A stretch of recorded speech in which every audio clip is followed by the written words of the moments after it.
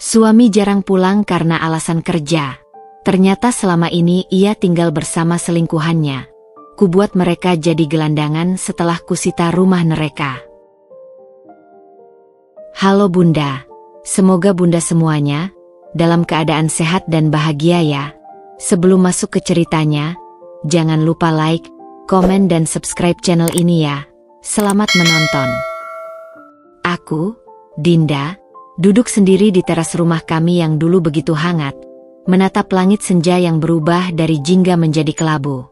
Angin sore berhembus pelan, membawa aroma bunga melati yang tumbuh di halaman depan. Tapi hari ini baunya terasa pahit di hidungku. Tanganku memegang erat secangkir teh chamomile yang sudah dingin. Sama seperti pernikahan kami yang mulai kehilangan kehangatannya. Mas Hendra, suamiku, lagi-lagi tidak pulang malam ini. Pesan singkat di WhatsAppku hanya dibalas dengan, "Lagi sibuk, Din. Proyek di luar kota. Nanti aku kabari." Kalimat yang sama yang sudah kudengar berulang kali dalam 6 bulan terakhir. Awalnya aku percaya. Aku mengerti betapa berat pekerjaannya sebagai kontraktor. Tapi ketika hari berganti minggu, minggu berganti bulan, tanpa satupun akhir pekan yang ia habiskan bersamaku dan anak-anak, keraguan mulai menggerogoti pikiranku. Aku menarik napas dalam-dalam, mencoba menenangkan diri. Mungkin aku hanya terlalu lelah. Atau mungkin, seperti kata teman-temanku, aku terlalu posesif. Tapi naluriku terus berteriak bahwa ada yang tidak beres. Lalu, tiba-tiba, ingatanku melayang pada malam 3 hari yang lalu, ketika Mas Hendra pulang dengan baju yang tidak biasa ia kenakan, kemeja biru muda yang bahkan masih ada label harganya. Hadiah dari klien, katanya saat kutanya. Tapi kenapa klien memberinya kemeja? Dan kenapa baunya seperti parfum wanita? Bukan parfumnya Mas Hendra yang biasa ia pakai. Aku mencoba mengusir pikiran buruk itu. Tapi semakin ku coba melupakannya, semakin kuat perasaan ini menghantuiku. Aku berdiri, memasuki kamar kami yang kini terasa begitu sunyi. Ranjang besar yang dulu selalu dipenuhi tawa dan cerita kini hanya menyisakan sepiku yang dingin. Mataku tertuju pada lemari pakaiannya. Tanpa berpikir panjang, kuambil langkah kecil mendekatinya. Aku hanya ingin memastikan, bisikku pada diri sendiri, mencoba membenarkan tindakanku yang mungkin keterlaluan ini. Saat kubuka lemari itu, semua pakaiannya tergantung rapi. Tapi ada sesuatu yang mengganggu. Beberapa kemeja favoritnya hilang. Kemeja-kemeja yang biasanya ia pakai saat acara penting. Jantungku berdegup kencang. Dia tidak membawanya untuk dinas luar kota. Dia tidak pernah membawa kemeja itu kecuali untuk acara spesial. Lalu, untuk apa kemeja-kemeja itu hilang? Aku menutup lemari itu pelan-pelan, seperti takut mengganggu sesuatu yang seharusnya tidak ku ketahui. Tapi sekarang, pertanyaan-pertanyaan itu terus menggangguku. Apakah Mas Hendra benar-benar sibuk bekerja? Atau ada sesuatu, atau seseorang, yang membuatnya jarang pulang? Malam itu, untuk pertama kalinya dalam pernikahan kami, aku tidur dengan air mata dan ketidakpastian. Dan aku tahu, ini baru awal dari segala kebohongan yang akan kubongkar. Hari ini aku memutuskan untuk membereskan dompet Mas Hendra yang ia tinggalkan di meja makan seminggu yang lalu. Biasanya, ia tak pernah lupa membawa dompetnya. Tapi kali ini sepertinya ia terburu-buru. Atau mungkin, dalam pikiranku yang mulai dipenuhi kecurigaan, ia sengaja meninggalkannya karena ada sesuatu di dalamnya yang tak ingin kulihat. Dompet kulit coklat itu terasa berat di tanganku. Aku membukanya perlahan, seolah-olah benda itu bisa meledak setiap saat. Isinya biasa saja, beberapa lembar uang kertas, kartu kredit, kartu identitas, dan beberapa kertas bon belanja yang terlipat rapi di sela-sela bagian dalam. Aku hampir menutupnya kembali ketika sesuatu menarik perhatianku. Sebuah nota belanja dari supermarket ternama yang tidak biasa kami kunjungi. Kubuka lipatan kertas itu dengan hati-hati. Tanggalnya menunjukkan transaksi 2 minggu yang lalu, pada hari di mana Mas Hendra bilang ia sedang meeting di luar kota. Tapi alamat supermarket ini jelas-jelas masih dalam area Jakarta. Hanya 20 menit dari rumah kami. Kenapa dia berbohong? Mataku menelusuri setiap baris di nota itu. Beberapa item yang dibeli membuat dadaku sesak. 2 sikat gigi, pasta gigi merek yang tidak pernah kami pakai, sampo wanita dengan aroma buah, dan, yang paling menyakitkan, sebuah kotak kecil berisi perhiasan sederhana dengan tulisan, "Untukmu, sayang." Tapi yang benar-benar membuatku membeku adalah secari kertas kecil yang terselip di balik nota itu. Sebuah catatan parkir dengan nomor plat mobil yang tercetak jelas. Bukan nomor plat mobil kantor atau mobil pribadi kami, tapi sebuah SUV hitam yang tidak kukenal. Aku duduk terpaku di kursi makan, mencoba menenangkan nafasku yang tiba-tiba menjadi berat. Tanganku gemetar memegang bukti pengkhianatan yang mungkin sedang terjadi. Ini belum tentu apa-apa, bisikku pada diri sendiri, tapi suara hati yang lain membalas. Lalu kenapa dia membeli perhiasan? Kenapa ada sampo wanita? Kenapa dia parkir dengan mobil yang tidak kita kenal? Aku memandangi nota itu lebih lama. Seolah-olah kertas kecil itu bisa memberitahuku seluruh kebenaran. Di sudut bawah, ada tulisan tangan yang hampir tidak terbaca. Tunggu aku jam 8 malam. Jangan lupa kunci rumah. Huruf A. Itu seperti pisau yang menusuk jantungku. Ana? Siapa lagi? Aku menyimpan nota itu dengan hati-hati di saku bajuku, lalu mengembalikan dompet ke tempat semula. Malam ini, ketika Mas Hendra pulang, jika ia pulang, aku akan memperhatikan setiap gerak-geriknya. Aku akan mencari tahu kebenaran ini, seberapapun pahitnya. Tapi pertama, aku perlu tahu siapa pemilik SUV hitam itu. Dan untuk itu, aku membutuhkan bantuan. Matahari belum lagi tinggi ketika aku berdiri di depan kantor detektif swasta yang direkomendasikan Siska, sahabat lamaku dari masa kuliah. Udara pagi yang seharusnya segar terasa pengap di paru-paruku, seolah mencerminkan kegelisahan yang menggerogoti pikiran sejak menemukan nota terkutuk itu 3 hari lalu. Kaca patri bertuliskan, "Kantor Konsultan Raharjo," berkilau sinis di bawah sinar matahari, seakan menertawakan keraguanku. "Kamu yakin mau melakukan ini?" tanya Siska melalui telepon tadi pagi, suaranya berat dengan kekhawatiran. "Begitu kamu membuka pintu ini, Dinda, tidak ada jalan kembali." Aku menarik napas dalam-dalam sebelum mendorong pintu kaca itu. Dinginnya AC langsung menyambutku, bersamaan dengan bau kopi kental dan aroma kertas dokumen yang sudah lama tersimpan. Ruang tunggu sederhana itu dihiasi sertifikat-sertifikat di dinding dan beberapa foto klien yang sengaja dibuat buram untuk menjaga privasi. "Selamat pagi, Bu. Ada yang bisa saya bantu?" Seorang wanita parubaya dengan kacamata frameles menyambutku dari balik meja resepsionis. Tatapannya profesional namun penuh pertimbangan. Seolah sudah terbiasa melihat wajah-wajah seperti milikku. Wajah orang yang terluka namun bertekad. Saya ingin berkonsultasi," kataku, berusaha menjaga suaraku tetap stabil. "Tentang suami saya." Tidak sampai 5 menit kemudian, aku sudah duduk di ruang kerja Bapak Raharjo sendiri. Seorang pria berusia 50-an dengan rambut mulai memutih dan mata yang tajam namun berempati. Di depannya terbuka sebuah laptop dan beberapa berkas kasus. "Ceritakan pada saya dari awal, Ibu Dinda," pintanya dengan suara tenang yang justru membuat air mataku hampir meluap. Aku menceritakan semuanya. Pulang larut malam Mas Hendra, parfum asing di bajunya, nota belanja yang kutemukan, sampai nomor plat mobil misterius itu. Tanganku gemetar ketika mengeluarkan semua bukti yang berhasil kukumpulkan dari saku tas.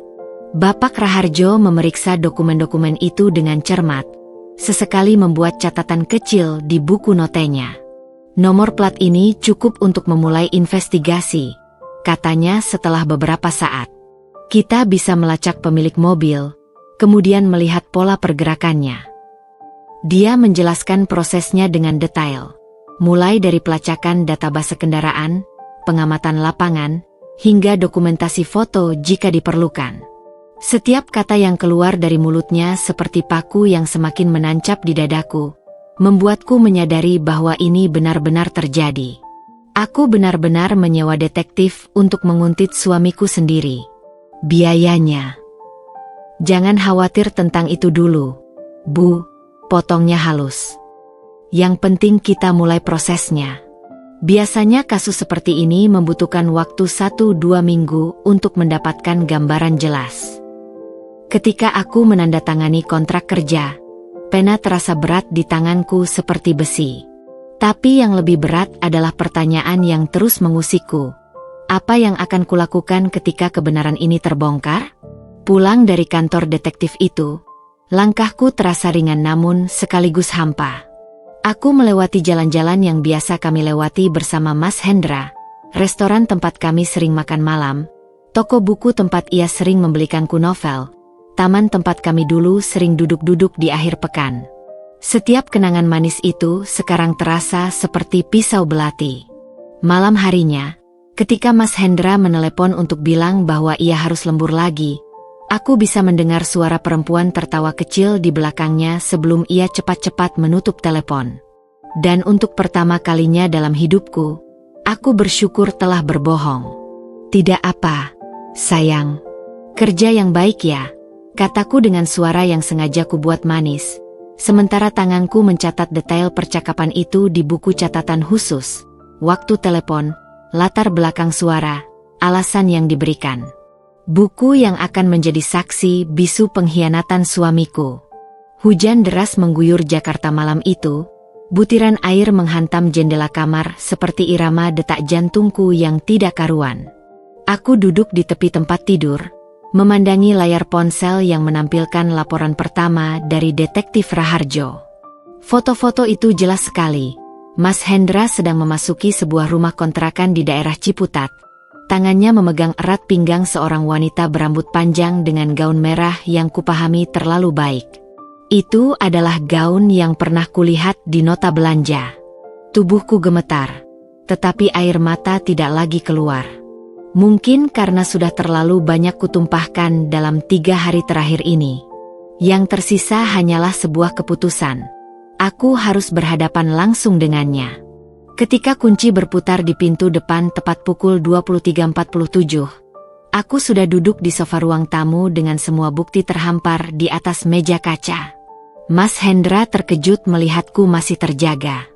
"Din, kenapa belum tidur?" Suaranya masih menggunakan nada manis yang dulu selalu berhasil membuatku luluh. Aku mengangkat satu persatu foto-foto itu tanpa sepatah kata pun. Wajahnya berubah pucat ketika ia menyadari apa yang sedang ia lihat. Ini bukan seperti yang kau kira." Ia mulai berbicara cepat, tangannya gemetar mengambil foto-foto itu. "Aku sudah membayar detektif selama seminggu, Hendra." Suaraku lebih dingin dari yang kubayangkan. "Aku tahu kau membayar rumah untuknya. Aku tahu kau menggunakan uang kita untuk membiayai kehidupan kalian. Aku bahkan tahu kalau kau sudah memperkenalkannya pada tetangga sebagai istrimu." Ruang tamu yang biasanya terasa hangat tiba-tiba berubah menjadi medan perang yang sunyi. Hanya suara hujan dan detak jam dinding yang mengisi keheningan antara kami. Mas Hendra menarik napas dalam-dalam sebelum akhirnya duduk di depanku. "Aku tidak bermaksud menyakitimu," katanya, tapi kalimat itu justru seperti bensin yang menyulut amarahku. "Tidak bermaksud," teriakku untuk pertama kalinya dalam pernikahan kami. "Kau pikir ini soal niat? Kau menghancurkan segalanya. Hendra, 15 tahun pernikahan, 2 anak yang menyayangimu. Semua pengorbanan kulupakan untuk ini."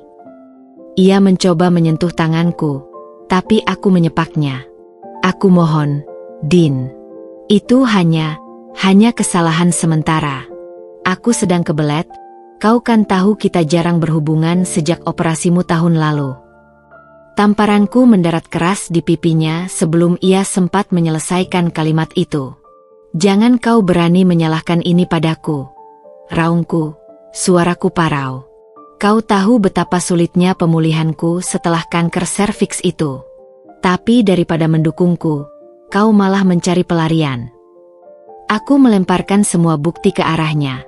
Foto-foto mesra mereka, catatan transaksi bank, bahkan pesan-pesan mesra yang berhasil didapatkan detektif dari nomor telepon cadangannya. Pilih. Hari ini juga. Aku atau dia. Mas Hendra menatapku dengan mata penuh konflik. Aku bisa melihat bagaimana pikirannya bekerja, mengalkulasi risiko kehilangan keluarga versus kehilangan wanita simpanannya. Aku butuh waktu. Akhirnya ia bergumam. Jawaban itu lebih menyakitkan daripada jika ia langsung memilih pergi. Kalau begitu kau memilih dia, kataku sambil berdiri, tubuhku terasa ringan seperti kapas. Keluarlah dari rumah ini sekarang. Jangan berani-berani mendekati anak-anak sebelum kau memutuskan dengan jelas. Aku pilih kamu, Din. Aku janji akan putus dengannya. Jawabnya dengan tiba-tiba, namun aku tentu tak percaya. Buktikan. Jawabku singkat sebelum meninggalkannya di kamar.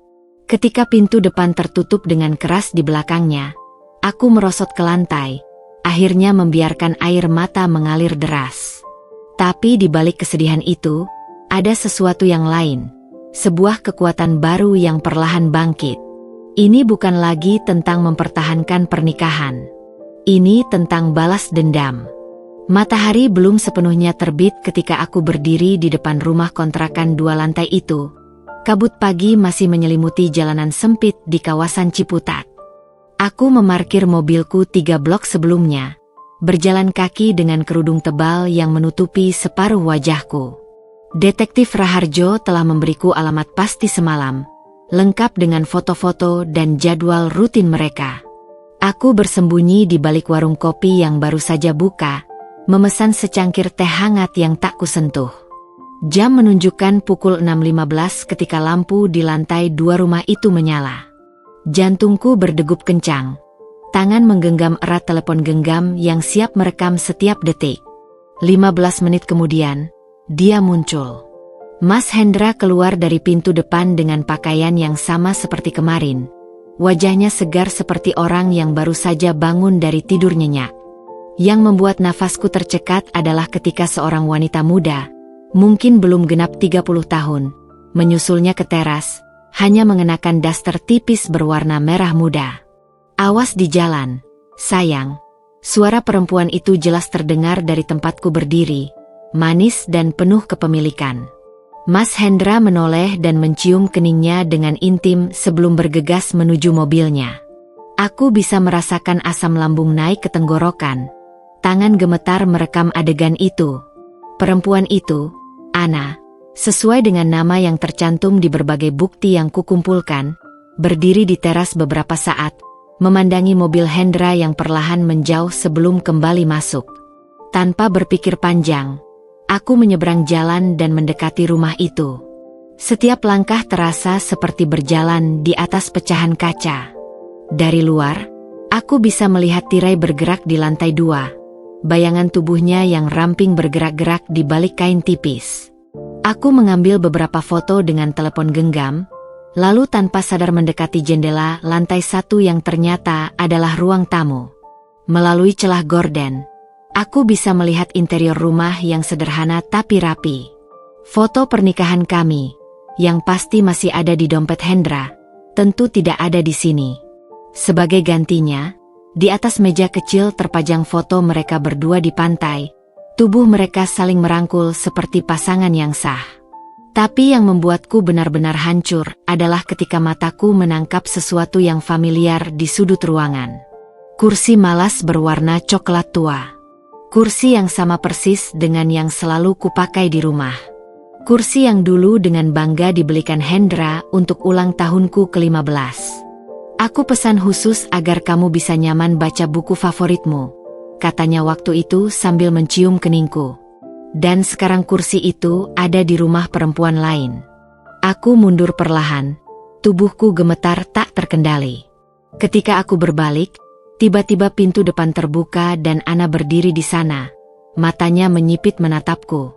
"Bisa saya bantu, Mbak?" tanyanya dengan nada waspada.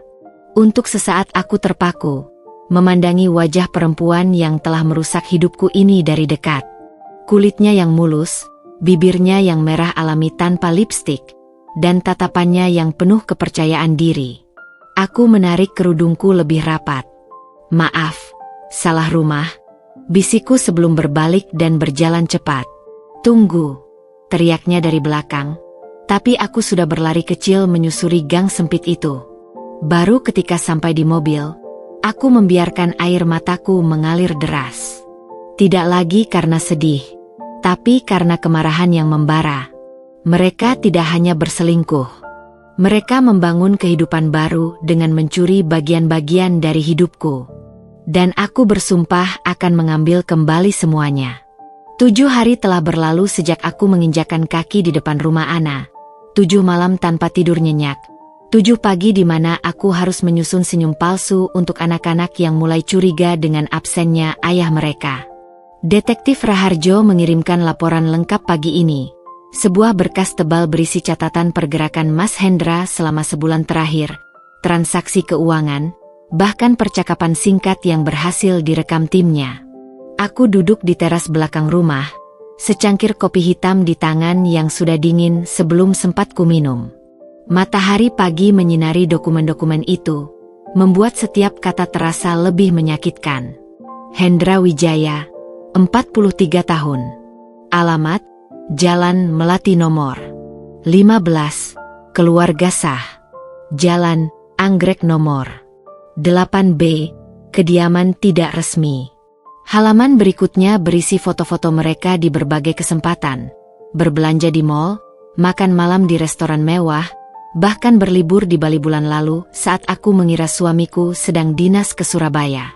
Tapi yang paling menghancurkan adalah akta perjanjian sewa rumah atas nama mereka berdua, dengan status suami istri. "Apa isinya, Bu?" Suara pembantuku, Mbah Darmi, membuatku terkejut. "Tidak apa-apa," kataku sambil cepat menyembunyikan dokumen-dokumen itu. Tapi mata tua yang berpengalaman itu sudah terlalu banyak melihat dunia. Mbah Darmi duduk di sampingku. Tangannya yang keriput menutupi tanganku yang gemetar. "Laki-laki memang kadang hilang akal, enduk. Tapi jangan biarkan hatimu menjadi batu." Aku ingin mengatakan padanya bahwa hatiku sudah pecah, bukan mengeras. Tapi yang keluar justru pertanyaan yang selama ini menggerogotiku. Kenapa mereka bisa begitu mudah berbohong, Mbah? Dia menghela napas panjang sebelum menjawab. "Bukan tentang bohong atau jujur, sayang. Ini tentang nafsu yang buta dan harga diri yang terlalu tinggi." Teleponku bergetar. Sebuah pesan dari nomor tak dikenal. Ketika kubuka, sebuah video pendek muncul. Mas Hendra sedang memakaikan kalung emas ke leher Ana di sebuah restoran yang aku kenal baik, tempat kami biasa merayakan hari jadi pernikahan. Tapi yang membuatku tersentak adalah tanggal di sudut layar. 3 hari yang lalu. Artinya, ini terjadi setelah aku mengkonfrontasinya. Setelah ia berjanji akan memutuskan hubungan itu. Air mata yang selama ini kutahan akhirnya tumpah. Mbah Darmi memelukku erat sambil mengusap punggungku seperti waktu kecil dulu. Sudah, luapkan semuanya. Besok baru kau bangun lebih kuat." Tapi aku tidak ingin menunggu besok. Dengan tangan masih gemetar, kuambil telepon dan memanggil nomor yang sudah kusimpan tapi tak pernah kugunakan. Sebuah biro hukum spesialis perceraian dan kejahatan finansial. "Selamat pagi, kantor pengacara Haryanto. Ada yang bisa kami bantu?" "Selamat pagi. Saya Dinda Wijaya. Saya ingin membuat janji untuk..." Suaraku tercekat sebentar sebelum melanjutkan dengan tegas. "Untuk gugatan cerai dan penyalahgunaan harta bersama." Sementara Mbah Darmi masih memelukku, mataku tertuju pada tumpukan bukti di atas meja. Aku menyadari sesuatu yang pahit. Selama ini aku bukan hanya berbagi suami. Aku juga berbagi kehidupan, kenangan, bahkan mungkin kasih sayang yang seharusnya menjadi hak eksklusif pernikahan kami. Tapi itu semua berakhir hari ini. Kantor pengacara Haryanto ternyata lebih megah dari yang kubayangkan. Gedung berlantai 8 di kawasan Kuningan dengan lobi. Marmer mengkilap yang memantulkan bayanganku yang kurus dan pucat. Aku merasa seperti orang asing di tengah keramaian para pengacara dengan setelan jas rapi yang lalu lalang sambil memegang dokumen-dokumen penting. Bu Dinda. Seorang sekretaris muda menyambutku dengan senyum profesional. Pak Haryanto sudah menunggu di ruang rapat. Silakan ikuti saya. Lift yang membawaku ke lantai 6 terasa sempit dan pengap. Di dindingnya yang mengilap, bayanganku terlihat seperti hantu. Mata sembab, rambut yang biasanya rapi kini diikat sembarangan, dan garis-garis keras di sekitar mulut yang belum pernah ada sebelumnya. Pak Haryanto ternyata seorang pria parubaya dengan kacamata frameles dan sikap tenang yang langsung menenangkan. Ruang rapat tempat kami bertemu dipenuhi tumpukan berkas dan buku hukum, tapi ada satu dokumen yang sudah terbuka di atas meja, sebuah spreadsheet dengan kolom-kolom angka yang panjang. Sebelum kita membahas gugatan, saya ingin menunjukkan sesuatu, katanya sambil menyodorkan dokumen itu. Ini analisis transaksi keuangan suami Anda selama 2 tahun terakhir. Mataku berjalan menyusuri kolom demi kolom, dan dengan setiap baris yang kubaca, rasanya seperti ditampar berulang kali. Transfer rutin ke rekening A. Ratnasari, Ana, setiap bulan, 15-20 juta. Pembelian rumah di Ciputat atas nama bersama, 650 juta. Perhiasan dari Tiffany Oko, 78 juta. Liburan ke Bali, 3x total 112 juta. Tapi yang paling menyakitkan adalah baris terakhir. Asuransi jiwa dengan benefisiari A. Ratnasari, 2M. Artinya, suaraku serak. Artinya jika suami Anda meninggal dunia, uang pertanggungan akan jatuh ke tangan wanita ini, bukan Anda atau anak-anak Anda. Jelas Pak Haryanto dengan nada datar, tapi matanya penuh belas kasihan. Aku menutup wajah dengan kedua tangan. Ini bukan lagi sekadar perselingkuhan biasa. Ini adalah rencana jangka panjang yang dirancang dengan sengaja. Bagaimana bisa saya tidak menyadarinya? Bisikku, lebih pada diri sendiri daripada pada pengacaranya. Biasanya pelaku sangat ahli dalam menyembunyikan ini, Bu. Mereka membuka rekening terpisah, menggunakan nama-nama samaran, atau bahkan memalsukan dokumen proyek kerja. Pak Haryanto kemudian menunjukkan dokumen lain, sebuah surat kuasa yang ditandatangani Mas Hendra, memberikan hak penuh kepada Ana untuk mengakses semua rekening bisnisnya. Surat itu dibuat tepat seminggu setelah operasi kankerku tahun lalu, saat aku terbaring lemah di rumah sakit.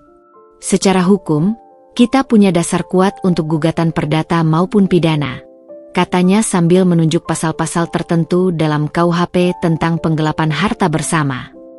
Tapi saya perlu tahu sejauh apa Anda ingin membawa ini. Aku memandangi dokumen-dokumen itu, setiap angka, setiap tanggal, setiap kebohongan yang direncanakan dengan dingin, dan sesuatu dalam diriku mengeras. Ini bukan lagi tentang perceraian, Pak, kataku dengan suara yang tiba-tiba sangat tenang. Ini tentang keadilan.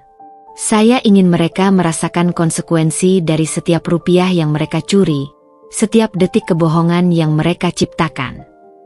Pak Haryanto mengangguk perlahan, lalu mengeluarkan sebuah map baru dari laci mejanya. Kalau begitu, mari kita mulai dengan membekukan semua asetnya. Setelah itu, rencananya dijelaskan dengan rinci selama 2 jam berikutnya. Setiap langkah dirancang untuk tidak hanya mendapatkan kembali apa yang menjadi hakku, tapi juga memastikan Mas Hendra dan Ana tidak bisa lagi melakukan ini kepada siapapun. Ketika aku keluar dari gedung itu, langit Jakarta sedang mendung. Tapi untuk pertama kalinya dalam berbulan-bulan, aku merasa sedikit cahaya menembus kegelapan itu. Mereka mungkin sudah merencanakan pengkhianatan ini selama bertahun-tahun. Tapi aku akan merancang kejatuhan mereka dengan lebih sempurna. Malam itu, Setelah pertemuan dengan pengacara, aku tidak langsung pulang. Mobilku melaju pelan menyusuri jalanan Jakarta yang masih ramai, sementara pikiranku sibuk memetakan setiap langkah yang akan kulakukan. Aku memarkir di sebuah kafe kecil di kawasan Menteng, tempat yang sering kudatangi dulu bersama Mas Hendra di awal pernikahan kami. Kafe itu nyaris tidak berubah, meja kayu yang sama, aroma kopi yang masih khas, bahkan lagu jazz klasik yang masih diputar dari speaker tua di sudut ruangan. Aku memilih tempat duduk di pojok, tepat di spot yang dulu selalu kami tempati. Dari tas, kuambil buku catatan tebal dan mulai menulis dengan rapi di bagian atas halaman. Rencana pemulihan keadilan. Tinta hitam menoreh tegas di atas kertas putih, seolah menggambarkan tekadku yang kini mengkristal. Aku membagi halaman menjadi 3 kolom. 1. Aset keuangan. 2. Reputasi sosial. 3. Karma personal. Di bawah setiap kolom, aku mulai menuliskan poin-poin detail dengan tulisan rapat. Tanganku kadang berhenti sejenak, terutama ketika harus menuliskan hal-hal yang bahkan tak pernah terpikir olehku sebelumnya. Hal-hal yang mungkin akan membuat Dinda dari setahun yang lalu tersentak ketakutan. Aset keuangan. Bekukan semua rekening bersama. Lacak dan sita properti tersembunyi. Batalkan polis asuransi dengan benefisiari Ana. Gugat ganti rugi untuk setiap pengeluaran tidak sah. Reputasi sosial. Beritahu keluarga besar dari kedua belah pihak. Informasikan ke komunitas profesional Mas Hendra. Publikasikan bukti ke media sosial, jika diperlukan. Karma personal. Pastikan Ana kehilangan semua yang didapat secara tidak sah. Buat Mas Hendra mengalami sendiri rasanya dikhianati. Tiba-tiba, secangkir coklat panas diletakkan di hadapanku. Kamu selalu pesan ini dulu kalau sedang banyak pikiran. Suara familiar membuatku terkejut. Aku mengangkat kepala dan melihat Siska, sahabatku sejak SMA, berdiri di samping meja dengan wajah penuh keprihatinan. Tanpa kusadari, air mata sudah mengalir di pipiku. Aku tidak sengaja melihatmu dari luar, katanya pelan sambil duduk di depanku. Matanya kemudian tertuju pada buku catatanku yang terbuka. Dinda, kamu yakin mau melakukan semua ini? Aku menatapnya lama sebelum menjawab. Mereka merencanakan ini selama bertahun-tahun. SIK. Setiap transaksi, setiap dokumen, semuanya dipersiapkan dengan sengaja saat aku sedang berjuang melawan kanker. Suaraku bergetar tapi penuh keyakinan. Ini bukan lagi tentang balas dendam buta. Ini tentang memastikan mereka tidak bisa melukai orang lain lagi. Siska mengangguk perlahan, lalu tiba-tiba merogoh tasnya dan mengeluarkan sebuah flash disk. Kalau begitu, mungkin ini bisa membantu. Flash disk itu berisi rekaman percakapan antara Mas Hendra dan Ana yang diambil oleh adik Siska yang kebetulan bekerja di restoran tempat mereka sering berkencan. Suara Mas Hendra yang kukenal selama 15 tahun terdengar asing di telingaku, penuh ejekan ketika membicarakanku, menertawakan kebodohanku karena tidak mencurigai apa-apa. Tapi yang paling menyakitkan adalah ketika Ana bertanya, "Kapan kamu akan cerai dengannya?" Dan Mas Hendra dengan santai menjawab, "Nggak perlu. Biarin aja dia yang minta cerai. Jadi aku bisa dapat lebih banyak harta gono gini. Lagian dia juga udah sakit-sakitan. Mungkin gak akan lama lagi." Rasa sakit yang kutubuhkan selama ini tiba-tiba berubah menjadi sesuatu yang lain. Sebuah ketenangan aneh yang lebih menakutkan daripada kemarahan. Aku mematikan rekaman itu dan menyimpan flash disknya dengan hati-hati. "Terima kasih, SIK. Ini sangat membantu." Siska memegang tanganku erat. "Aku di sini untukmu, apapun yang terjadi." Ketika aku kembali ke buku catatanku, ada satu poin lagi yang kutambahkan di bagian paling bawah, dengan huruf-huruf besar yang ditulis tebal. Mereka tidak boleh menang. Malam itu, untuk pertama kalinya sejak semuanya mulai, aku tidur dengan tenang. Karena sekarang aku punya rencana. Dan rencana itu sempurna. Pagi itu, kabut tipis masih menyelimuti Jakarta ketika aku duduk di ruang kerja Detektif Raharjo, menatap dokumen-dokumen baru yang tersebar di atas meja kayu besar. Bau kopi pekat dan aroma kertas lama memenuhi ruangan, menciptakan atmosfer yang cocok untuk pengungkapan rahasia-rahasia gelap. Kami menemukan sesuatu yang menarik, kata Detektif Raharjo sambil menyodorkan sebuah amplop coklat. Matanya berbinar dengan kepuasan profesional seorang pemburu kebenaran. Ternyata selingkuhan suami Anda bukan hanya berstatus istri orang, tapi juga... Tanganku gemetar saat membuka amplop itu. Foto pertama yang keluar menunjukkan Ana dipelukan seorang pria berbadan tegap dengan wajah sangar, bukan Mas Hendra. Mereka berdua berdiri di depan sebuah rumah mewah di Pondok Indah, dikelilingi dua anak kecil yang jelas-jelas memanggil Ana dengan sebutan Mama. Namanya Ferry Mariadi, Detektif Raharjo melanjutkan, sambil mengeluarkan selembar profil lengkap.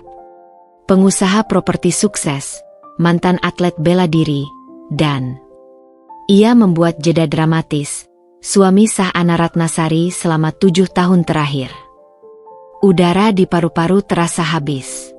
Aku memandangi foto pernikahan mereka, Ana dengan gaun pengantin putih berseri, Ferry dengan senyum bangga di pelaminan megah. Tanggal di sudut foto menunjukkan pernikahan itu berlangsung 3 tahun setelah aku menikah dengan Mas Hendra. Jadi selama ini... Ya, Detektif Raharjo menyelesaikan kalimatku. Dia menjalani 3 hubungan sekaligus. Sebagai istri Ferry, sebagai istri gelap, suami Anda, dan menurut informasi terbaru kami, ia mengeluarkan foto lain yang menunjukkan Ana dengan pria berbeda di sebuah hotel. Sebagai kekasih seorang pengusaha muda dari Bandung. Aku tertawa getir. Ironinya terlalu sempurna. Mas Hendra, yang selama ini mengira dirinya playboy cerdik, ternyata hanya salah satu dari beberapa pria dalam kehidupan Ana. Ada lebih banyak, detektif itu melanjutkan. Kami melacak rekening-rekening tersembunyi Ana. Wanita ini ternyata ahli dalam mengeruk uang dari banyak pria sekaligus. Dia menunjukkan laporan transaksi bank yang membuatku terkesima. Dalam 3 tahun terakhir, Ana menerima transfer rutin dari 5 pria berbeda, termasuk Mas Hendra dan suami sahnya, dengan total rata-rata 50 juta per bulan. Dan suaminya tidak tahu. Detektif Raharjo menggeleng.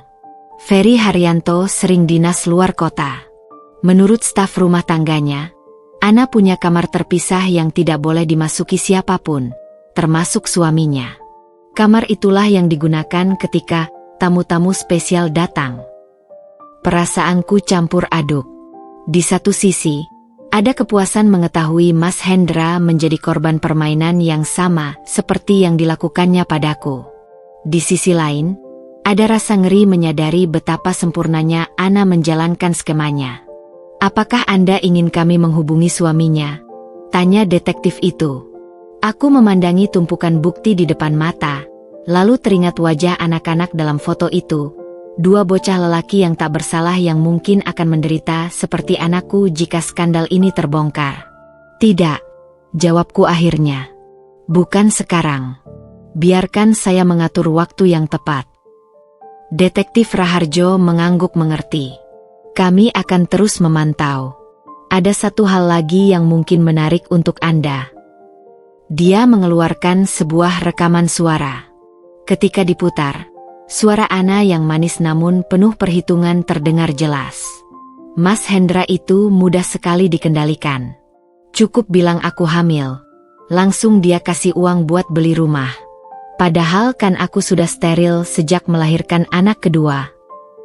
Rasanya seperti disambar petir.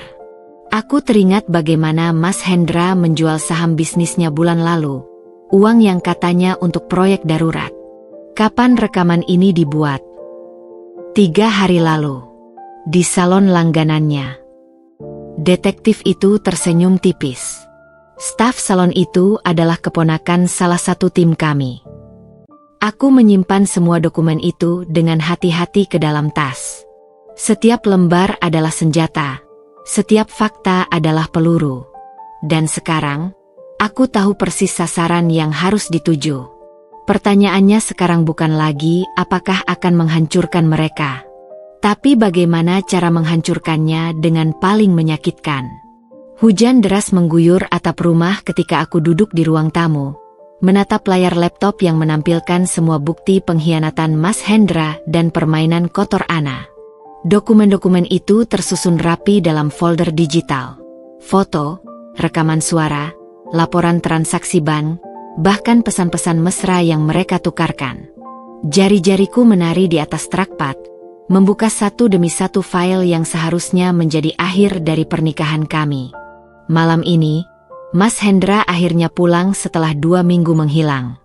Aku mendengar suara mobilnya memasuki garasi, langkah kakinya yang berat di teras, lalu kunci yang berputar di pintu depan.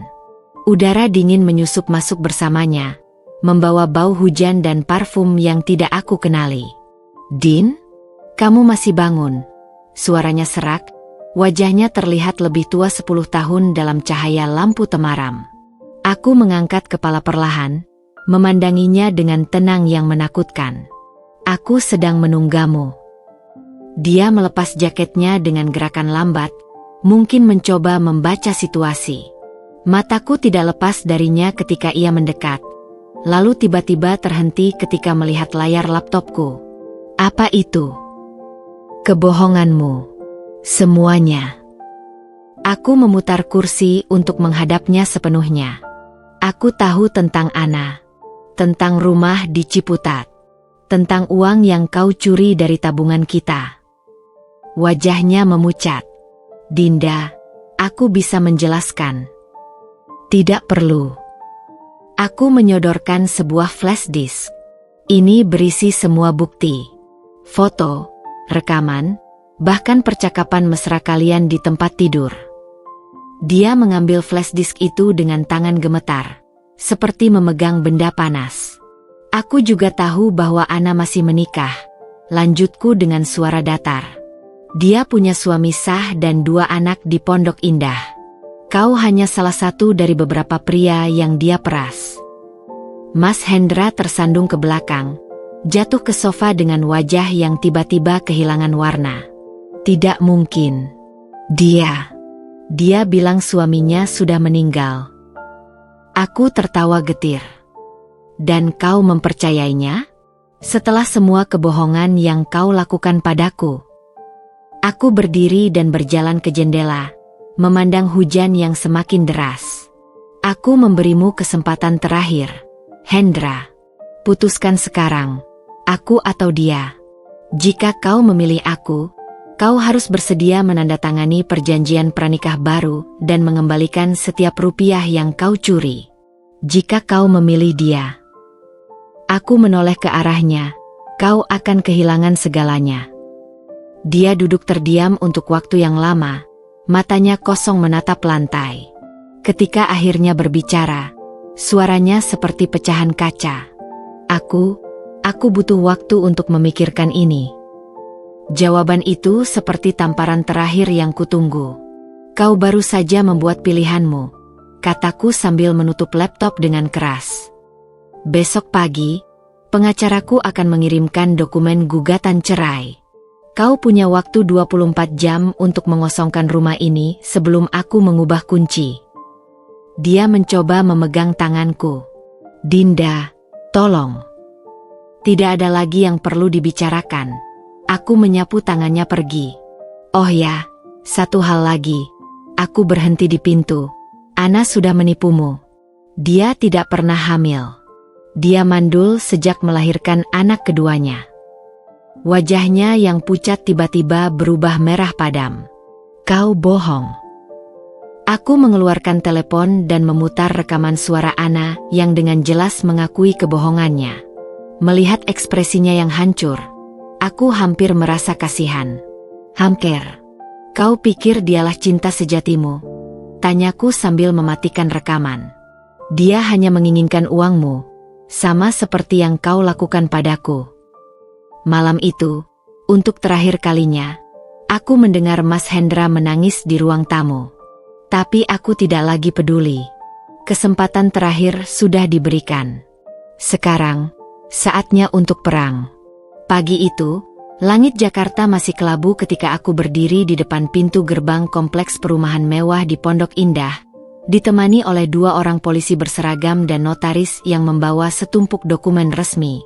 Angin pagi menerbangkan kerudungku, tapi tidak cukup kuat untuk meredakan panas yang menggelora di dalam dadaku. "Kita tunggu Pak Ferry di sini saja, Bu?" tanya salah satu polisi dengan sopan. Aku mengangguk, sambil mengepalkan tangan di dalam saku jaket. 15 menit kemudian, sebuah Porsche Cayenne hitam meluncur mendekat. Dari dalam mobil turun seorang pria tinggi besar dengan postur atletis, Ferry Haryanto, suami sah Ana. "Ada apa ini?" Suaranya menggelegar sebelum matanya menatapku penuh pertanyaan. Aku melangkah maju, memperkenalkan diri dengan suara yang sengaja kubuat tenang. "Saya Dinda Wijaya, istri dari Hendra Wijaya, pria yang selama setahun terakhir menjadi selingkuhan istri Anda." Wajahnya berubah merah padam, urat lehernya menegang. "Apa buktinya?" Dari tas, kuambil sebuah amplop berisi foto-foto Mas Hendra dan Ana di berbagai lokasi, termasuk di dalam rumah kontrakan mereka di Ciputat. Juga ada rekaman percakapan mereka yang kusorotkan dari telepon genggam. Ferry berdiri membatu, tangannya gemetar memegang foto-foto itu. Saya tidak tahu. Kami juga memiliki bukti transfer uang dari suami Anda ke rekening Ana," sela notaris sambil menunjukkan dokumen bank. "Total hampir 200 juta dalam 6 bulan terakhir." Aku melanjutkan, "Saya di sini bukan untuk mempermalukan siapapun. Tapi rumah di Ciputat itu dibeli dengan uang hasil penggelapan dari perusahaan suami saya. Secara hukum, properti itu bisa disita." Ferry menatapku lama, lalu tiba-tiba wajahnya berubah dingin. "Apa yang Anda inginkan?" "Keadilan," jawabku singkat. "Saya ingin Anda tahu siapa sebenarnya istri Anda. Dan saya membutuhkan tanda tangan Anda untuk surat persetujuan penyitaan rumah itu." Dia menghela napas panjang, lalu tiba-tiba berbalik dan bergegas masuk ke dalam rumah. Kami mendengar teriakan dan suara barang-barang pecah dari dalam. Beberapa menit kemudian, dia kembali dengan wajah seperti badai. "Ana tidak ada di sini. Tapi saya setuju untuk bekerja sama," katanya dengan suara serak. "Dia akan menyesal telah mempermainkan saya." Dengan tanda tangan Ferry, proses hukum berjalan cepat. Siang itu juga, kami bergerak ke rumah kontrakan di Ciputat. Ketika polisi membuka paksa pintunya, rumah itu ternyata kosong. Ana sudah kabur membawa barang-barang berharga. Tapi yang tersisa cukup untuk membuktikan penghuninya. Foto-foto mereka berdua di dinding, pakaian Mas Hendra di lemari, bahkan resep obat dengan namanya. "Kami akan menyegel tempat ini," kata salah satu polisi sambil memberi cap stempel di pintu. Sementara itu, teleponku berdering. Pengacaraku melaporkan bahwa semua rekening Mas Hendra sudah dibekukan, termasuk yang ia buat atas nama palsu. Di tengah kekacauan itu, teleponku bergetar lagi, sebuah pesan dari nomor tak dikenal. "Kau pikir menang? Ini belum berakhir, Dinda." Aku tersenyum tipis sambil menyimpan telepon. Memang belum berakhir. Ini baru babak pertama. Hari-hari setelah penyegelan rumah di Ciputat berlalu seperti adegan film bisu. Setiap gerakan terasa lambat namun penuh ketegangan yang mencekik. Aku duduk di beranda belakang rumah, menyeruput teh chamomile yang sudah dingin, ketika telepon genggam berdering memecah kesunyian. Nama Ferry Maryadi berkedip di layar.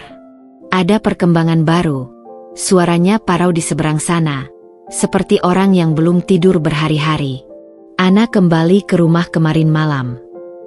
Pegangan tanganku pada cangkir mengeras. Dan kami bertengkar hebat." Dia menghela napas panjang. Aku memaksanya membuka ponselnya. Ternyata ada lebih banyak lagi yang tidak ku ketahui.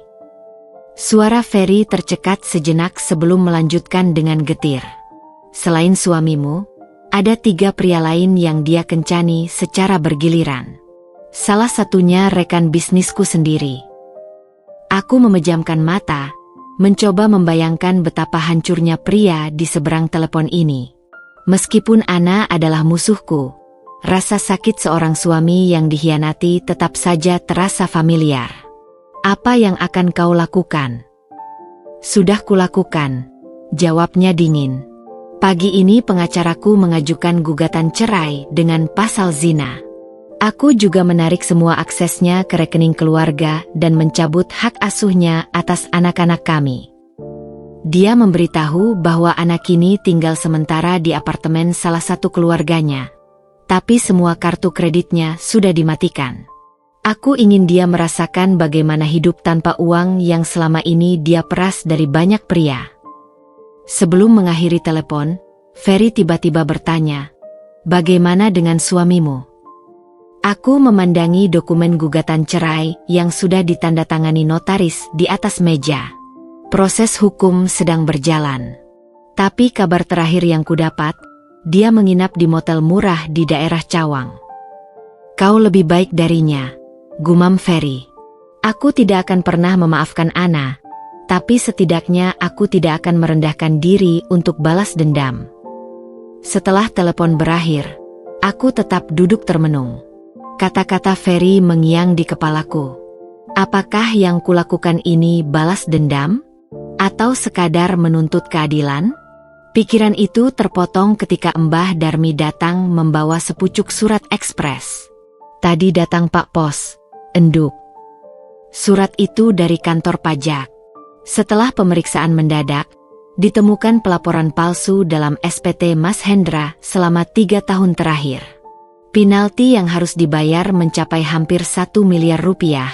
Uang yang jelas tidak lagi dimilikinya setelah semua rekening dibekukan. Di sudut amplop, ada tulisan tangan kecil.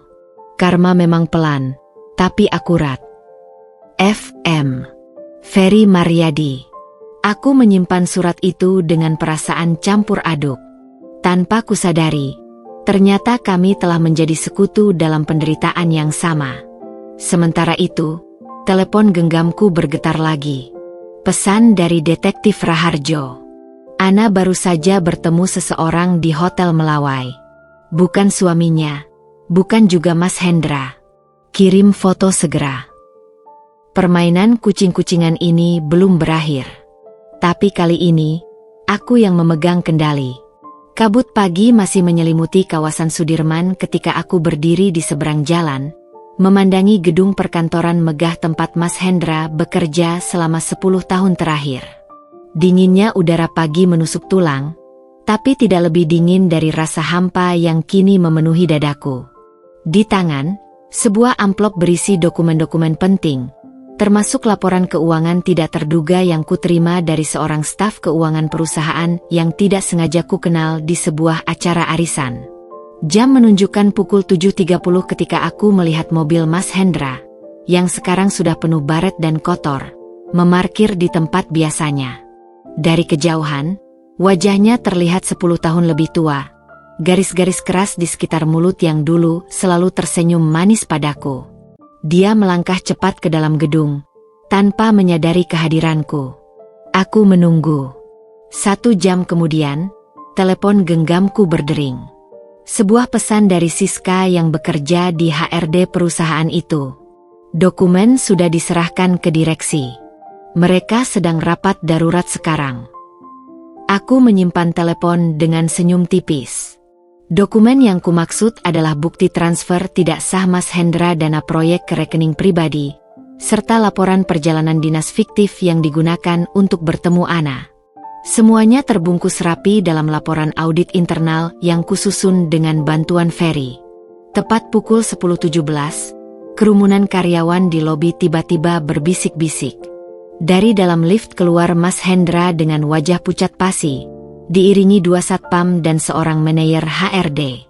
Tangannya memegang kotak kardus berisi barang-barang pribadinya.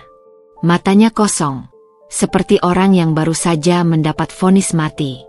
Dia berdiri sebentar di depan gedung, menatap langit seperti tidak percaya dengan apa yang baru saja terjadi. Lalu, dengan langkah gontai, dia menuju mobilnya, hanya untuk menemukan surat tilang yang sudah menempel di kaca depan. Aku tidak bisa menahan diri lagi.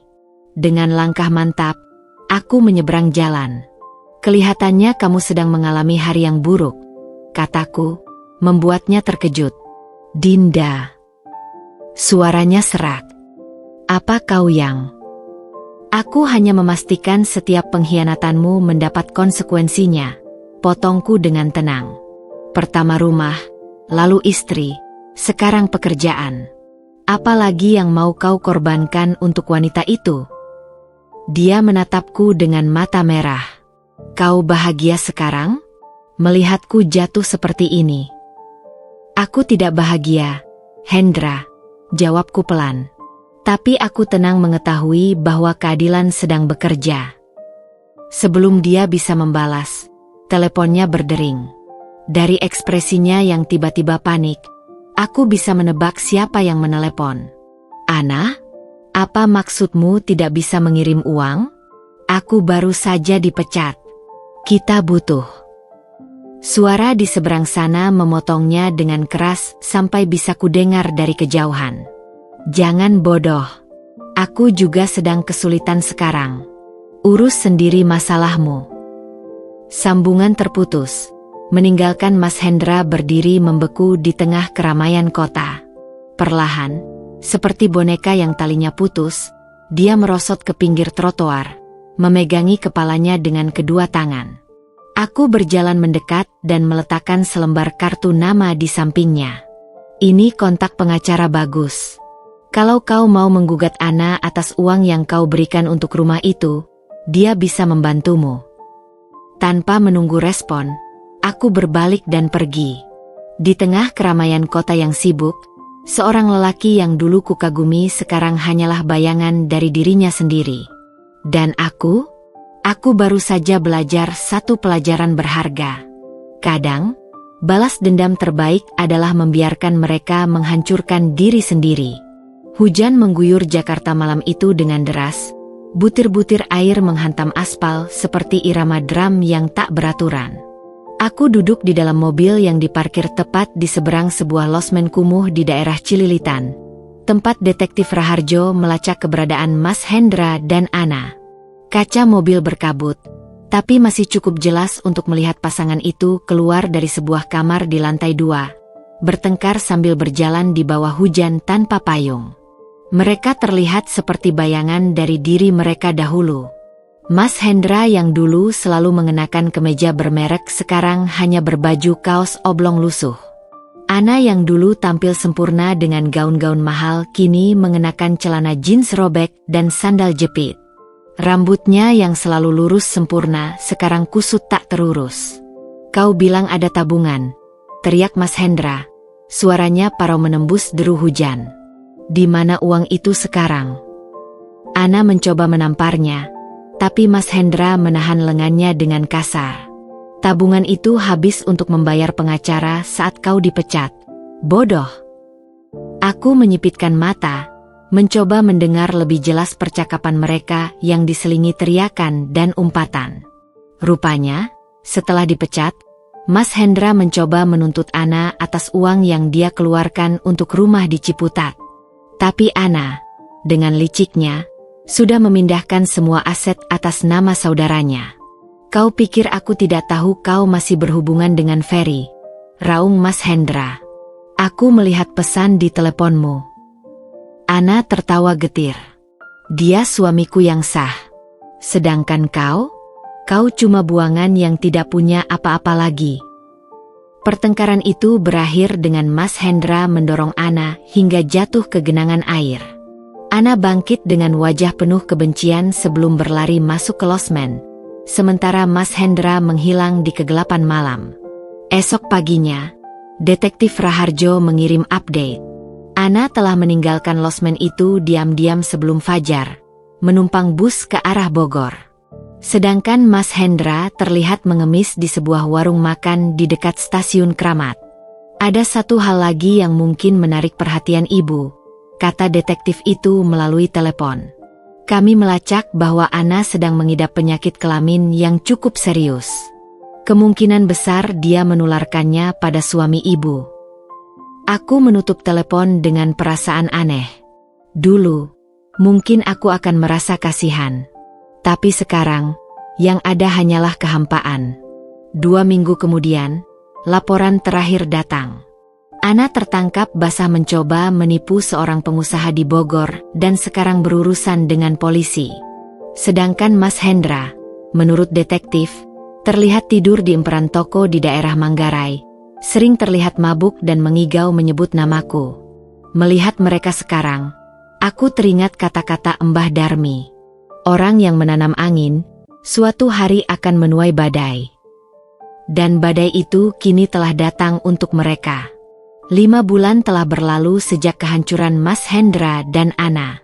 Aku kini duduk di ruang praktik dokter spesialis kulit dan kelamin ternama di kawasan Menteng, bukan sebagai pasien, tetapi sebagai bagian dari tim konsultan rumah sakit. Setelah perceraianku, aku memutuskan untuk mengabdikan sisa hidupku di bidang kesehatan, khususnya membantu para penyintas kanker seperti diriku dulu. Dr. Anggraeni, seorang perempuan tegas berusia 50-an, membuka berkas pasien di hadapanku. Kasus yang cukup tragis ini baru datang kemarin, katanya sambil menunjukkan hasil tes laboratorium tanpa menyebut nama. Infeksi human papillomavirus tipe onkogenik disertai herpes genital stadium lanjut. Pasien juga positif mengidap gonore yang sudah resisten terhadap antibiotik lini pertama. Mataku tertarik pada catatan tambahan di bagian bawah. Pasien mengaku pernah berganti-ganti pasangan dalam 2 tahun terakhir. Menolak memberikan detail lebih lanjut. Apakah penyakit ini bisa disembuhkan? Tanyaku.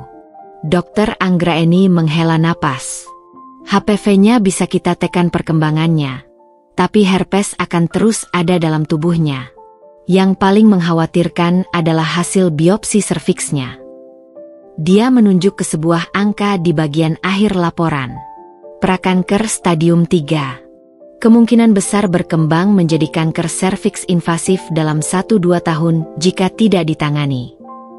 Dadaiku sesak mendengarnya. Sebagai penyintas kanker, aku tahu betapa menyiksanya perjalanan pengobatan itu. Tanpa sadar, tanganku meraih bekas luka operasi di perutku. Apakah dia tahu? Sudah saya jelaskan, tapi responnya. Dr. Anggraeni menggeleng. Dia lebih banyak bertanya apakah penyakitnya akan mempengaruhi penampilannya. Bahkan meminta obat pemutih vagina saat konsultasi. Ketika dokter membuka foto klinis pasien untuk menunjukkan kondisi lesi, aku menahan nafas. Wajah di balik pikselasi itu tak lain adalah Ana. Wajah yang dulu begitu cantik kini pucat dengan lingkaran hitam dalam di bawah mata. Bibirnya yang dulu selalu tersenyum manis kini pecah-pecah dengan luka herpes di sudutnya. Kami mencoba menghubungi keluarganya, tapi sepertinya tidak ada yang mau bertanggung jawab, lanjut dokter. Aku mengangguk pelan, lalu tiba-tiba teringat sesuatu. Dokter, bagaimana dengan pasangan seksualnya? Mereka perlu diperiksa juga. Pasien menolak memberikan informasi. Tapi dari riwayatnya, kemungkinan besar sudah menulari beberapa orang. Pikiranku langsung melayang ke Mas Hendra. Apakah dia juga tertular? Apakah sekarang sedang menderita di suatu tempat tanpa akses pengobatan? Ketika pulang dari rumah sakit, aku melewati sebuah pusat perbelanjaan mewah. Di depan butik tempat dulu Ana sering berbelanja, seorang perempuan kurus dengan rambut kusam dan pakaian lusuh sedang meminta-minta. Tatapannya kosong, tapi aku langsung mengenali mata itu. Mata Ana yang dulu penuh percaya diri. Dia tidak mengenaliku, atau mungkin sengaja pura-pura tidak mengenali. Aku berdiri beberapa saat, memandanginya yang kini harus menopang tubuhnya di tongkat penyangga. Kakinya dipenuhi lesi kulit yang mengerikan. Tanpa kata-kata, kuambil beberapa lembar uang dari dompet dan memasukkan ke dalam kalengnya. Bukan karena kasihan. Bukan pula karena dendam yang sudah pudar. Tapi sebagai pengingat bahwa dunia ini memang berputar. dan kadang, putarannya lebih kejam dari yang kita bayangkan. Musim hujan telah tiba, dan Jakarta berubah menjadi kota yang lembab dan dingin. Aku sedang berada di kafe favoritku, menikmati secangkir teh hangat sambil memeriksa dokumen pendirian Yayasan Kanker Serviks yang akan segera ku-launching, ketika telepon genggamku berdering. Nomor yang tidak kukenal.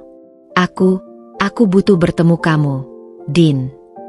Suara itu, serak, parau, namun tetap saja membuat jantungku berdegup kencang. Mas Hendra. Sudah 6 bulan sejak terakhir kali aku mendengar kabarnya. Tidak ada lagi yang perlu kita bicarakan, jawabku, berusaha menjaga suaraku tetap datar. Tolong. Dia terisak. Aku sakit, Din. Sangat sakit. Ada sesuatu dalam nada suaranya yang membuatku mempertimbangkan. Bukan karena aku masih menyayanginya, cinta itu sudah lama mati, tapi mungkin karena rasa kemanusiaan yang masih tersisa. Kita bertemu di sebuah rumah makan kecil di daerah Pasar Minggu, tempat yang tidak akan pernah dikunjungi oleh Mas Hendra yang dulu. Ketika dia muncul dari angkot yang reyot, aku nyaris tidak mengenalinya. Pria yang dulu gagah dengan jas Hugo Boss sekarang mengenakan baju bekas yang terlalu besar untuk tubuhnya yang menyusut. Wajahnya yang dulu tampan sekarang dipenuhi ruam dan luka. Tangannya gemetar ketika menyodorkan segelas air mineral. Aku tahu aku tidak punya hak meminta apa-apa, katanya, matanya menghindari kontak denganku. Tapi, rumah sakit pemerintah menolak merawatku tanpa BPJS. Aku tidak punya uang untuk berobat. Aku memandanginya lama, mencoba menemukan sisa-sisa pria yang dulu kucintai dalam sosok di hadapanku. Penyakit apa? Dia menunduk. Dokter bilang herpes, dan mungkin awal dari kanker lidah. Suaranya pecah. Ana, dia ternyata. Aku tahu, potongku. Aku sudah bertemu dengan dokternya. Dia terkejut, lalu tiba-tiba menangis. Tangisan keras seorang pria yang hancur. Pelanggan lain di warung itu melirik, tapi aku tetap diam membiarkannya meluapkan semuanya. Kenapa kamu mau menemuiku? Tanyaku setelah tangisnya reda. Dia mengangkat wajah yang basah.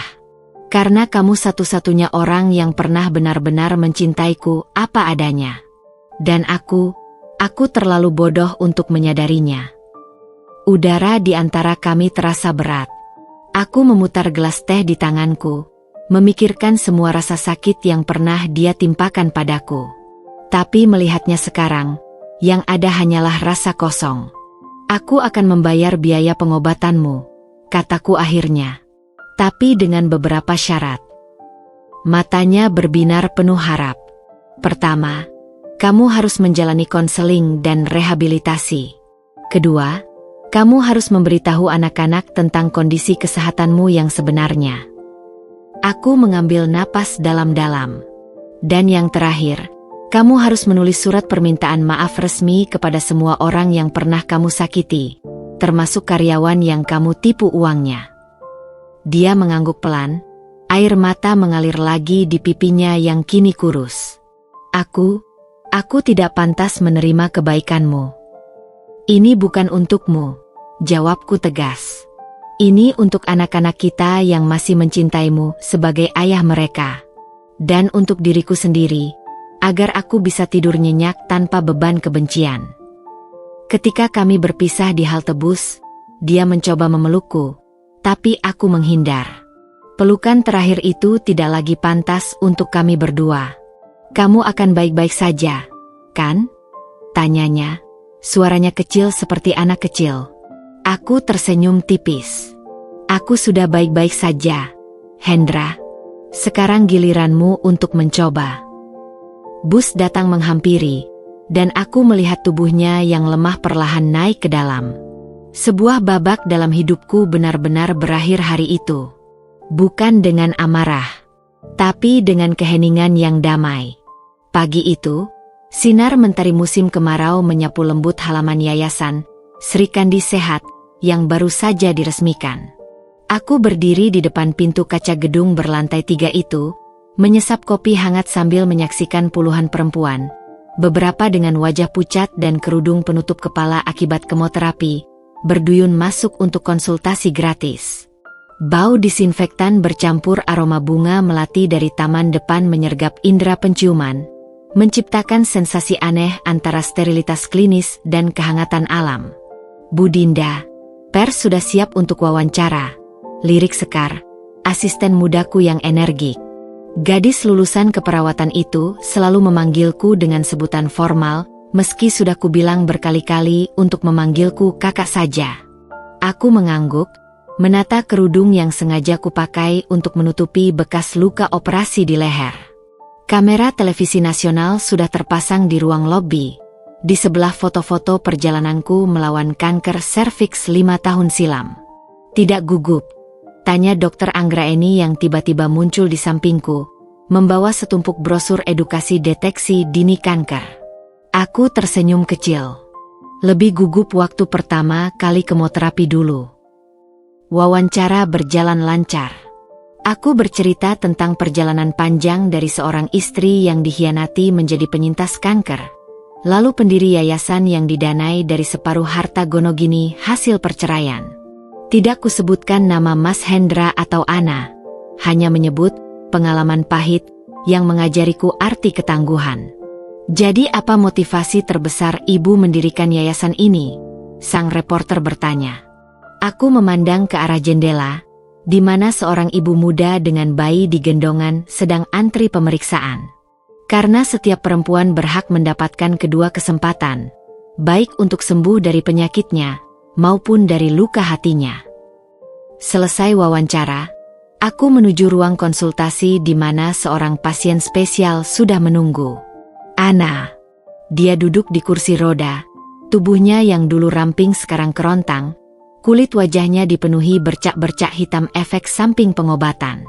Tapi mata itu masih sama. Tajam, licik, dan penuh kebencian meski sudah redup oleh penderitaan.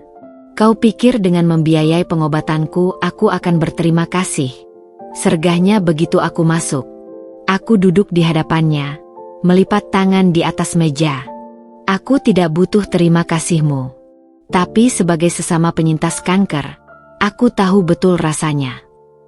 Aku menjelaskan program yayasan tanpa emosi, konsultasi gratis, terapi pendamping, bahkan bantuan hukum untuk perempuan korban kekerasan dalam rumah tangga.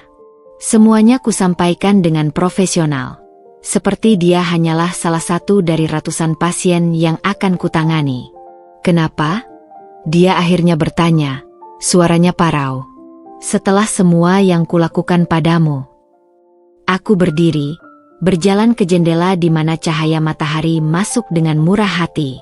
"Karena suatu hari, anak perempuanmu mungkin akan butuh tempat seperti ini." Dia tercekat, wajahnya berkerut menahan tangis. Untuk pertama kalinya, aku melihat retakan di topeng keangkuhannya. "Kamu menang, Dinda," bisiknya. Aku menggeleng, membuka pintu untuk petugas yang akan membawanya ke ruang pemeriksaan. "Ini bukan perlombaan, Ana. Kita semua sudah kalah dalam hal berbeda."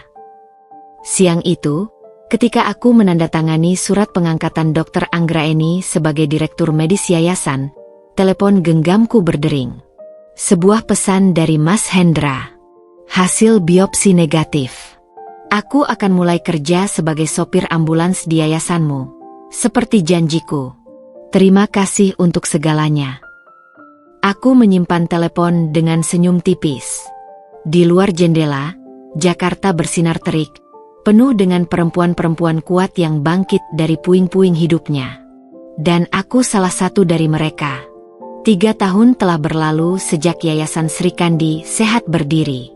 Aku berdiri di balkon kantor lantai 3, menikmati secangkir teh chamomile sambil memandangi taman bermain anak-anak yang baru saja selesai dibangun di halaman belakang. Suara tawa riang anak-anak yang sedang bermain air mancur kecil menyentuh sesuatu yang dalam di hatiku. Sebuah pengingat bahwa di balik semua penderitaan, selalu ada ruang untuk kebahagiaan baru. "Bu Dinda, laporan bulanan sudah siap." Aku menoleh ke arah Sekar yang berdiri di pintu dengan setumpuk dokumen di tangan. Gadis itu kini sudah menjadi koordinator program kami yang paling handal. Taruh di meja saja. Nanti aku baca. Sebelum pergi, Sekar ragu-ragu. Ada satu hal lagi. Bapak Hendra minta izin bertemu. Nama itu tidak lagi menyakitkan. Hanya meninggalkan jejak nostalgia samar seperti bekas luka lama yang kadang gatal saat cuaca berubah. Suruh dia masuk. Mas Hendra muncul dengan seragam sopir ambulans berwarna biru muda yang rapi. Rambutnya yang dulu hitam pekat sekarang sudah beruban di pelipis. Tapi matanya lebih jernih daripada yang kuingat.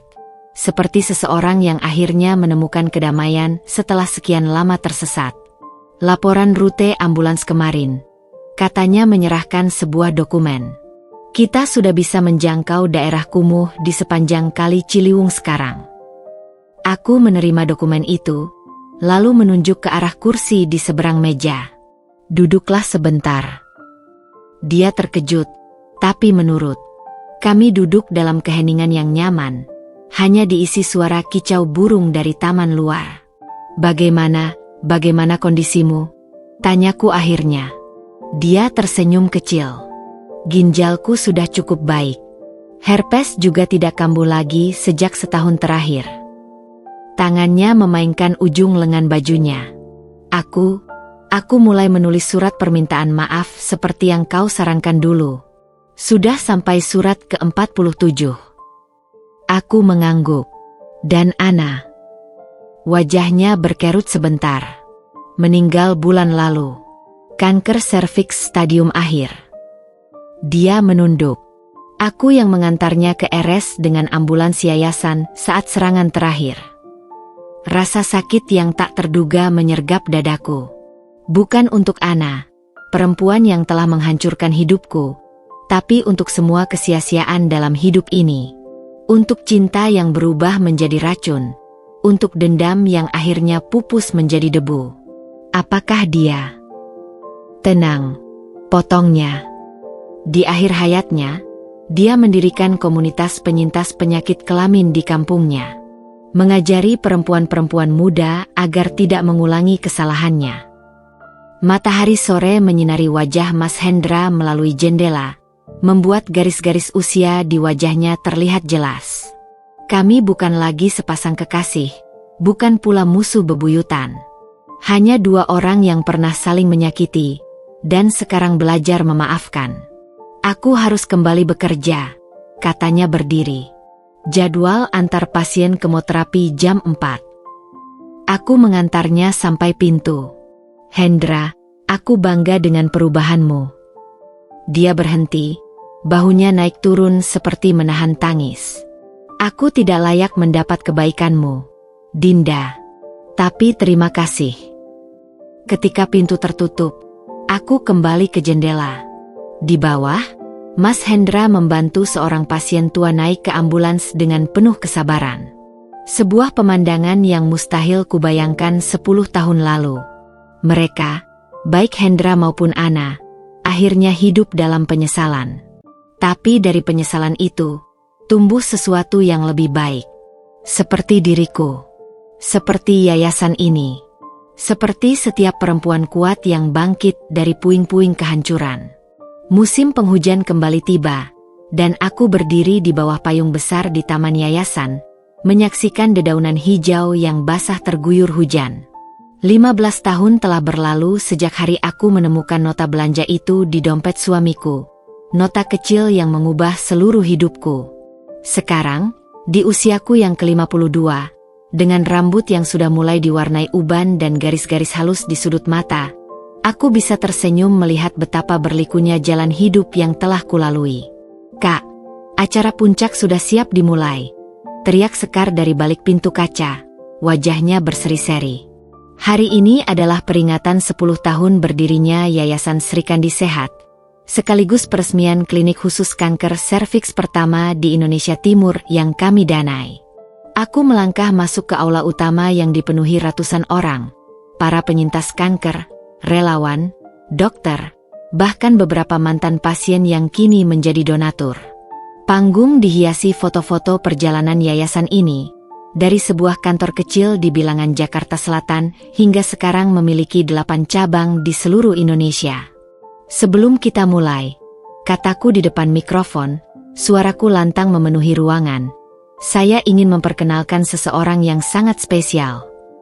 Semua mata beralih ke pintu belakang, di mana Mas Hendra muncul dengan seragam biru muda khas yayasan, mendorong kursi roda seorang perempuan tua. Wajah-wajah yang familiar seketika berbinar. Mbah Darmi, perempuan yang dulu memelukku di hari-hari terberatku, sekarang berusia 87 tahun dan masih setia menjadi relawan termuda hati kami. Tanpa cinta dan dukungan dari orang-orang seperti mereka, lanjutku, mata berkaca-kaca, saya tidak akan berdiri di sini hari ini. Acara berlangsung meriah. Presentasi pencapaian yayasan, testimoni para penyintas, hingga penampilan musik dari anak-anak pasien yang kini sudah sembuh. Di tengah keramaian, mataku menangkap sosok familiar. Seorang remaja putri berusia sekitar 17 tahun dengan mata besar yang sangat kukenal. "Kamu pasti Dinda," kataku perlahan saat dia mendekat. Anak perempuan anak itu mengangguk malu-malu. Ibu pernah membiayai pengobatan mama sebelum dia meninggal. Sekarang saya ingin jadi relawan yayasan ibu. Tangannya gemetar memegang sebuah amplop kuning. Ini surat mama untuk ibu. Dia minta saya berikan kalau suatu hari saya bertemu ibu. Aku menerima amplop itu dengan tangan yang sama tidak stabilnya. Di dalamnya hanya ada secari kertas dengan tulisan yang sudah memudar. "Maafkan aku, dan terima kasih." Hujan di luar sudah reda, meninggalkan udara segar dan pelangi samar di langit Jakarta. Mbah Darmi menggenggam tanganku erat. "Lihatlah sekelilingmu, enduk," bisiknya. "Inilah yang namanya karma, bukan yang penuh amarah seperti dulu kau inginkan, tapi yang penuh kedamaian." Aku memandangi aula yang dipenuhi tawa dan harapan. Para penyintas yang dulu hancur kini bangkit membantu sesama. Mas Hendra yang dulu pengkhianat kini menjadi tangan pertama yang menolong orang lain. Bahkan anak-anak pun hadir dengan niat baik. Ya, inilah akhir yang adil. Bukan dengan kebencian yang saling menghancurkan, tapi dengan pengampunan yang membangun kembali. 10 tahun setelah peresmian klinik kanker di Indonesia Timur, Yayasan Sri Kandi Sehat telah menjadi mercusuar harapan bagi ribuan perempuan. Gedung utama kami yang sekarang berlantai 20 di kawasan Sudirman menjadi saksi bisu perjalanan panjangku. Namun, di balik kesuksesan yang tampak sempurna, awan hitam mulai menggantung di cakrawala hidupku. Pagi itu, aku duduk di ruang rapat eksekutif, menatap dokumen di hadapanku dengan perasaan campur aduk. Laporan audit internal menunjukkan ada ketidaksesuaian dana sebesar 9 miliar rupiah dalam proyek pembangunan rumah sakit baru di Bali. Yang lebih mengejutkan, semua tanda tangan persetujuan pembayaran itu menggunakan namaku, dengan tanda tangan yang hampir sempurna menirukan goresan tanganku. "Kami sudah melacak transaksi ini," kata Kevin, kepala keuangan yayasan yang baru bergabung 6 bulan lalu. Matanya yang biasanya penuh percaya diri, sekarang menghindar. Dana dialihkan ke sebuah perusahaan Shell di Singapura, kemudian menghilang. Aku menutup dokumen itu perlahan, berusaha menenangkan gemetar di ujung jemariku. Siapa yang punya akses ke sistem transfer dana besar-besaran seperti ini? Dia menggeleng. Hanya tim inti. Saya, Bu Sekar, Pak Hendra, Dan siapa lagi? Desakku. Dan anak Bu Ana, Clara. Dia yang mengelola proyek Bali sejak 3 bulan lalu. Nama itu seperti pukulan telak di solar plexusku. Clara, gadis yang dulu datang dengan surat permintaan maaf almarhum ibunya, yang kuterima dengan tangan terbuka, yang kulatih sejak magang hingga menjadi manajer proyek andalan. Ruangan terasa pengap tiba-tiba. Suruh Clara masuk ke ruanganku. Sekarang. Ketika pintu kantorku tertutup dengan lembut, Clara sudah duduk di hadapanku dengan wajah polos yang dulu membuatku percaya. Gadis berusia 27 tahun itu masih memiliki mata besar ibunya. Tapi sekarang matanya bersinar dengan kecerdasan yang lebih tajam. "Kamu tahu kenapa aku panggil kamu ke sini?" Dia tersenyum. Senyum yang tiba-tiba membuatku merinding. "Tentu saja, Bu. Masalah dana proyek Bali." Suaranya tenang. Terlalu tenang. "Apakah kamu terlibat?" Clara tidak langsung menjawab. Dari tas Hermesnya yang mewah, yang jelas tidak sebanding dengan gajinya, dia mengeluarkan sebuah tablet dan memutarkan sebuah rekaman video. Layar menunjukkan aku, atau seseorang yang mirip denganku, sedang menandatangani dokumen persetujuan transfer dana. "Teknologi deepfake sekarang sangat maju," ujarnya santai. "Tapi bukan ini bukti terpenting." Dia membuka sebuah file foto. Foto itu menunjukkan aku dan Mas Hendra berpelukan mesra di sebuah hotel di Singapura. Tepat 1 minggu setelah kami secara resmi mendaftarkan yayasan ini sebagai lembaga nirlaba. "Kalian menggunakan dana donatur untuk bulan madu kedua?" tanyanya dengan nada manis beracun. "Atau mungkin untuk menutupi asal-usul dana awal yayasan ini?" Dadaku sesak. Foto itu asli. Itu memang kami di tahun-tahun awal rekonsiliasi, ketika kami memang sesekali pergi ke Singapura untuk berlibur. Tapi semua biaya selalu dari kantong pribadi. "Ini pemerasan," geramku. Clara mengangkat bahu. "Sebut saja sebagai warisan ibuku." Dia selalu bilang, dunia ini tidak ada yang hitam putih. Hanya abu-abu. Dia berdiri, merapikan roknya. "Saya mau cuti 2 minggu, Bu. Pikirkan baik-baik tawaran saya. 9 miliar itu kecil dibanding skandal yang akan muncul jika foto dan video ini bocor ke media. Apalagi..." Dia berhenti di depan pintu. "Apalagi jika donor utama kami tahu uang mereka dipakai untuk liburan mewah pendiri yayasan." Ketika pintu tertutup, aku merasakan sebuah ironi pahit. Sejarah berulang. Tapi kali ini aku berada di posisi yang sama dengan Mas Hendra bertahun-tahun lalu. Telepon berdering. Dari jendela, kulihat Sekar yang sedang berbicara serius dengan tim audit. Di lantai bawah, Mas Hendra sedang memandu kunjungan anak-anak sekolah. Semua yang telah kubangun dengan susah payah, semua orang yang kupercaya, semuanya bisa runtuh dalam sekejap. Aku mengambil napas dalam-dalam dan menekan tombol speakerphone. "Yayasan Sri Kandi sehat. Dengan siapa bicara?" "Selamat pagi, Bu Dinda. Saya Dewi dari majalah Perempuan Modern. Kami dengar ada penyimpangan dana di yayasan Anda. Bisakah kami minta tanggapan?" Di luar jendela, langit Jakarta yang tadi cerah tiba-tiba mendung. Sepertinya pelangi tadi pagi hanyalah ilusi sesaat sebelum badai. Langit Jakarta malam itu gelap gulita, diguyur hujan deras yang seolah mencerminkan kekacauan dalam hidupku. Aku berdiri di ruang rapat utama yayasan, dikelilingi oleh tim hukum, keuangan, dan para staf senior yang wajahnya dipenuhi kecemasan. Di atas meja marmer sepanjang 5 meter, tersebar dokumen-dokumen yang menjadi senjata pemusnah massal bagi yayasan yang kubangun dengan darah dan air mata selama 10 tahun terakhir. "Kami sudah melacak aliran dananya," kata Kevin dengan suara serak, menunjuk diagram alur di layar proyektor. Uang itu dialihkan melalui 3 negara berbeda sebelum akhirnya masuk ke rekening atas nama Clara Ratnasari di Cayman Island. Sekar menggeser dokumen lain ke hadapanku. Yang lebih mengkhawatirkan adalah ini, foto-foto lain yang mereka miliki. Aku menatap foto-foto itu dengan perut mual. Ada gambar aku dan Hendra di Singapura, di Bali, bahkan di rumah sakit saat mengunjungi Ana sebelum kematiannya. Semua difoto dari sudut yang membuat setiap kunjungan kami terlihat seperti liburan mewah. "Dan ini yang terburuk," bisik Sekar sambil mengeluarkan printout email. Subjek: Investigasi Yayasan Sri Kandi Sehat. Dari Dewi Anggraeni, Majalah Perempuan Modern. Kepada Clara Ratnasari.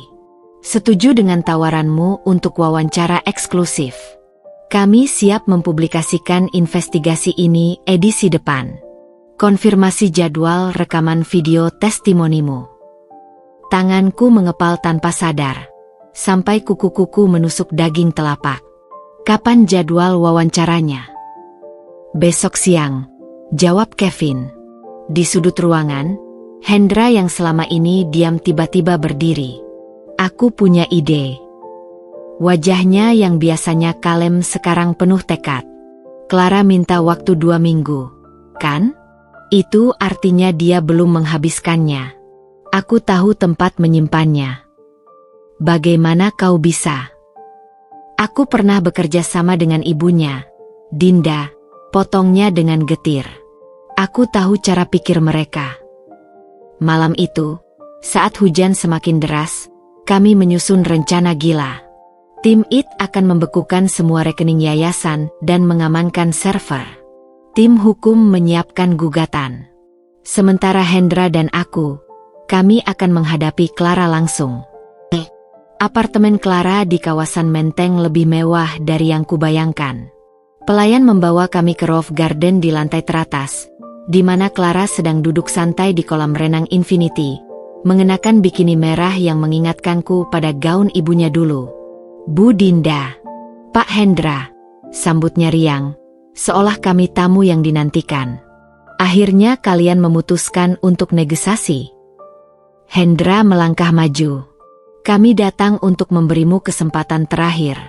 Clara, kembalikan uang itu, hancurkan semua bukti palsumu, dan kami tidak akan proses hukum. Clara tertawa, suara yang dingin dan menghunjam. Atau apa? Kalian akan apa? Aku mengeluarkan dokumen dari tas. Atau kami akan mempublikasikan ini, hasil tes DNA yang membuktikan kau bukan anak Ferry Haryanto, melainkan hasil hubungan Ana dengan pria lain. Kau tahu apa artinya? Wajah Clara berubah pucat. Artinya, sambung Hendra, hak warismu dari keluarga Ferry bisa dibatalkan.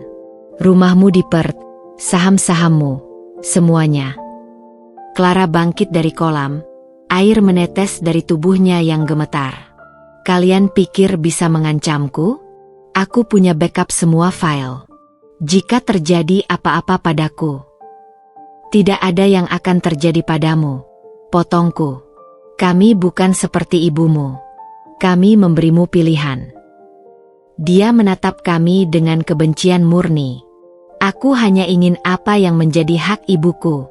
Kalian pikir dengan mendirikan yayasan ini bisa menebus semua kesalahan kalian? Hendra menarik napas dalam.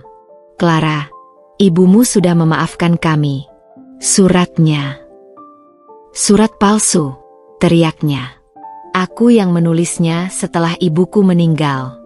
Dia tidak pernah memaafkan kalian. Tidak pernah. Di tengah konfrontasi itu, teleponku berdering. Panggilan dari Sekar. Bu, kami menemukannya. Server penyimpanan datanya ada di apartemen itu. Kami lacak dari IP address. Clara mendengar. Matanya membesar sebelum tiba-tiba berubah dingin. Kalau begitu tidak ada lagi yang perlu dibicarakan. Dia mengeluarkan pistol kecil dari balik handuk. Sirene polisi meraung di kejauhan. Aku tidak tahu siapa yang menelepon mereka. Yang kuingat hanyalah wajah Clara yang berubah dari angkuh menjadi panik saat menyadari dirinya terkepung. Kalian tidak menang, teriaknya sambil mundur ke tepi roof garden. Aku akan menjatuhkan kalian semua. Dia mengirim sesuatu dari teleponnya sebelum melemparkan ponsel ke kolam. Lalu, dengan gerakan terakhir yang penuh drama, persis seperti ibunya, Clara berbalik dan melompat dari tepi gedung. Tapi Hendra lebih cepat. Tubuhnya yang besar menerjang, menyambar pergelangan tangan Clara tepat saat tubuhnya terayun di tepi jurang. Jangan, teriakku, melihat tubuh Hendra terseret ke tepi. Seluruh hidupku seakan terentang di depan mata. Detik-detik itu terasa seperti gerak lambat.